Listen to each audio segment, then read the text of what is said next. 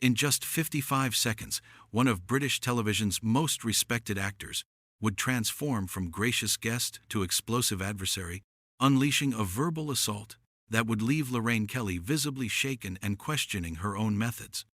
What started as a promotional appearance for Stephen Graham's latest BBC drama became a masterclass in how quickly a seasoned broadcaster could lose control of her own show, as decades of pent-up frustration about media treatment finally erupted in spectacular fashion. The tension was palpable from the moment Stephen Graham settled into the iconic orange chair. Unlike his usual warm demeanor in previous appearances, there was something different about him today. A rigid posture, jaw slightly clenched, eyes that seemed to be calculating rather than engaging. Lorraine Kelly, oblivious to the storm brewing across from her, launched into her trademark chirpy delivery with her characteristic Scottish lilt.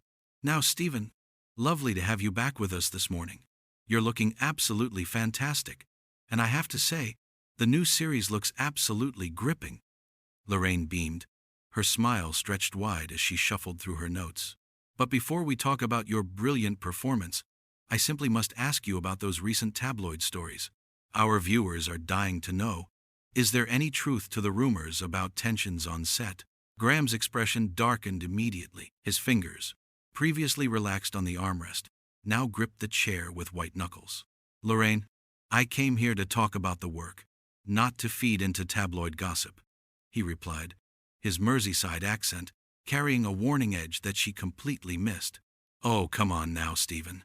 Lorraine laughed, that practiced television laugh that sounds hollow even through the speakers. "You know how it works. Our viewers love the behind-the-scenes drama. Surely you can give us just a tiny bit of insight? The papers are saying there were some heated exchanges with the director, and frankly, knowing your passionate nature, it wouldn't surprise anyone if—" "My passionate nature?" Graham interrupted, leaning forward slightly. "What exactly do you mean by that, Lorraine?" The studio audience, initially buzzing with excitement at seeing the acclaimed actor, began to sense the shift in atmosphere. Camera operators exchanged glances, and in the production gallery, hands moved instinctively toward emergency protocols. Lorraine, however, pressed on with the oblivious confidence of someone who had never truly been challenged on her own show. "Well, you know, Stephen, you're known for being quite intense, quite method in your approach. The papers often write about how you get completely absorbed in your roles, sometimes to the point where it affects relationships with cast and crew.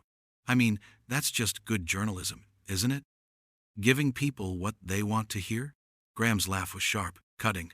"Good journalism? Is that what we're calling it now?" He shifted in his seat, and for the first time since the interview began, Lorraine's smile faltered slightly. "So, rehashing unsubstantiated rumors and presenting them as fact is good journalism? Making up stories about my professional relationships to sell papers is good journalism?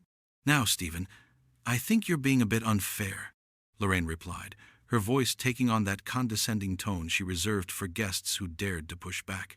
"The media has a job to do, and frankly, if you put yourself in the public eye, you have to expect a certain level of scrutiny.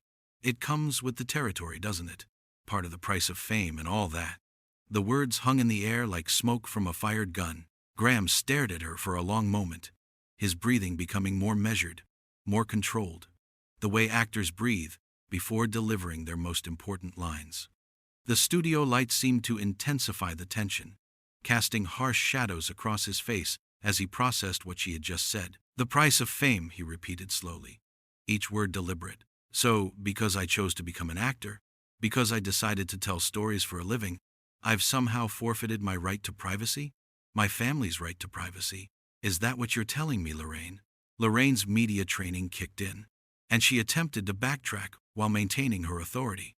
"Well, no, of course not entirely, but you must understand that public figures—" Graham cut her off again, his voice rising slightly. "There it is again, that convenient little phrase that justifies everything, doesn't it?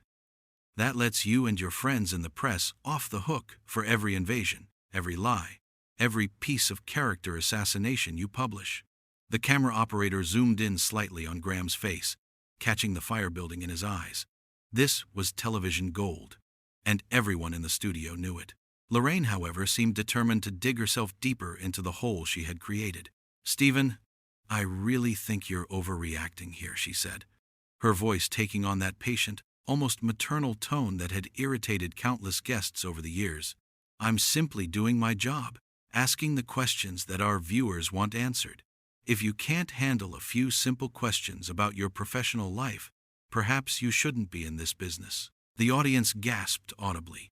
It was the kind of statement that would be replayed endlessly on social media, dissected and analyzed by media critics and fans alike. But more importantly, it was the moment when Stephen Graham's carefully maintained composure finally began to crack. His hands slowly released their grip on the chair arms, and he sat back, a dangerous calm settling over his features. When he spoke, his voice was quiet, controlled, but with an undercurrent of barely contained rage that made everyone in the studio lean forward unconsciously. "Perhaps I shouldn't be in this business," he repeated, his words measured and precise. "That's interesting, Lorraine. Really fucking interesting, actually."